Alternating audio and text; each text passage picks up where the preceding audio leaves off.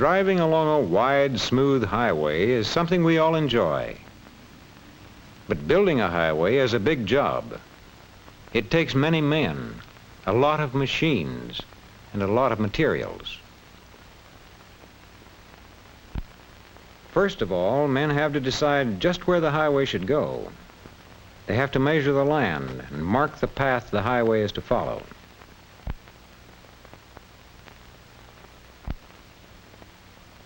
That's what these men are doing. They are surveyors. After the surveyors finish their work, other men clear the ground. They cut down trees that stand in the way, and they burn away the brush.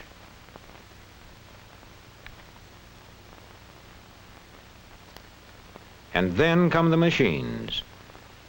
First, the mighty bulldozer. Its work is to make a wide path or trail for the highway. This machine can move tons of earth along at a time.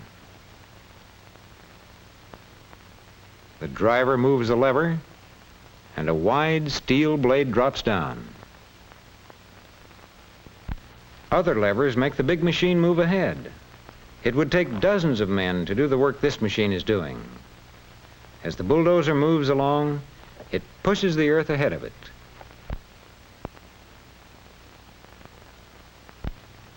Over the bank goes the earth from the hillside, making a good wide trail. This is done so that even bigger machines can take up the work.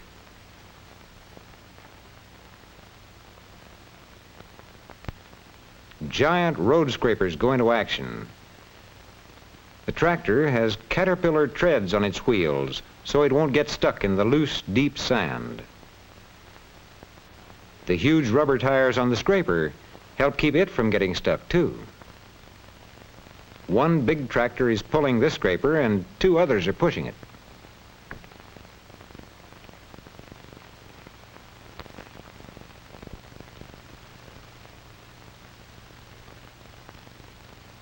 A scraper like this acts like a giant shovel that scoops up the earth in great buckets full. The big scraper bucket soon fills with earth. When it is full to the top, the tractor pulls it away to a low spot. So the earth scraped from the hillside goes to fill in low places in the road.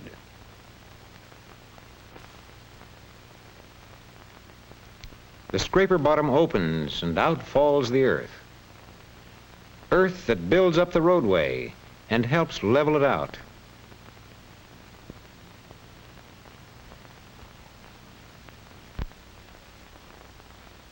So now the land has been cleared and a level roadway has been made. Next, we will see how the roadway is paved. To begin with, workmen set up a heavy steel track along each side of the road. Big steel stakes hold the track in place. These tracks will hold in the wet concrete until it hardens. Also, the wheels of the paving machine will run on these tracks. Now, the road gets a final leveling to make it ready for the concrete paving. Any high spots that still remain have to be leveled off, and any low spots have to be filled in. It would be wasteful to use concrete to fill in the low places. High spots would leave the pavement thin, and thin pavement cracks too easily when heavy traffic runs over it.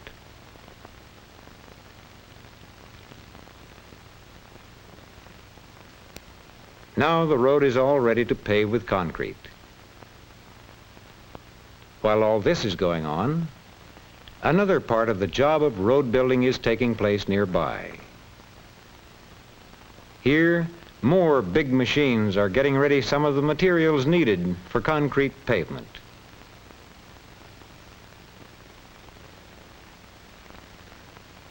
Truckloads of rock and sand are carried to crushing and screening machines.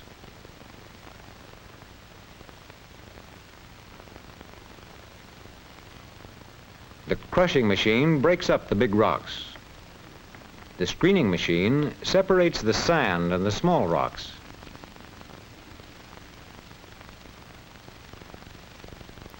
Two sizes of rock are often used to make concrete paving. This is one size. But it takes other materials to make concrete. One of these is cement. Here, cement from railroad cars is hoisted into the elevator and dropped into the paving trucks. Each load of the paving material gets the right amount of the gray, powdery cement. We need sand, too, to make concrete. Small rocks and clay have been washed out of this sand. Now, a big scoop full of clean sand goes to the loading hopper. Down from the hopper drops the sand into the truck. It falls on top of the cement and rock already there.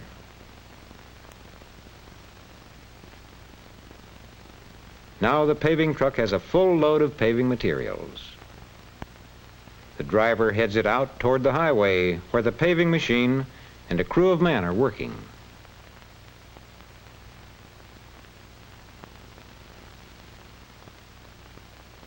The paving truck backs up to the front of the paving machine and onto a large scoop. Paving men call it a skip. The paving materials fall into the scoop.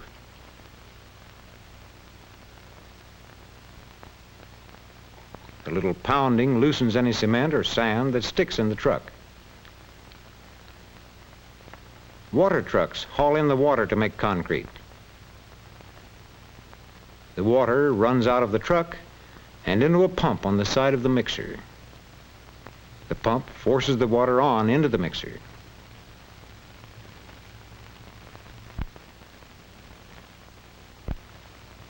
The mixer man watches everything going on around the paving machine. At just the right time, he moves some levers, and up goes the scoop with another load. Into the mixer drops the batch of raw materials. The mixer spins round and round until all of the water, sand, rock, and cement are mixed into concrete. This big bucket carries the mixture along to the right place and dumps it.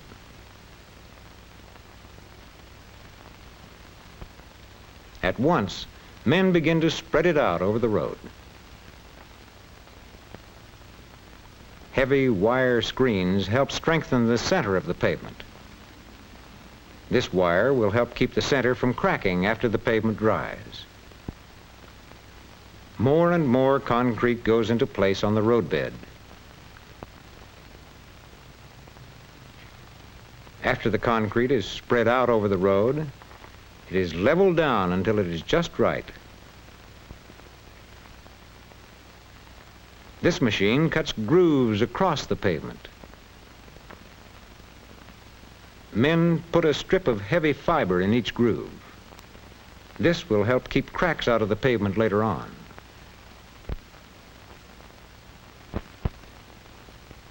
Machines do most of the leveling, but the final smoothing is done this way.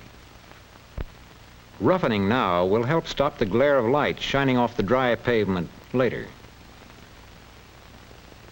Rounding with a trowel will keep the edges from breaking. Now it's time to cover the paving. The men wet it down and cover it with heavy paper. All of this makes the concrete dry slowly. And that's a good thing, because slow drying helps make strong concrete. Now the concrete paving is finished, but the highway is not yet completed.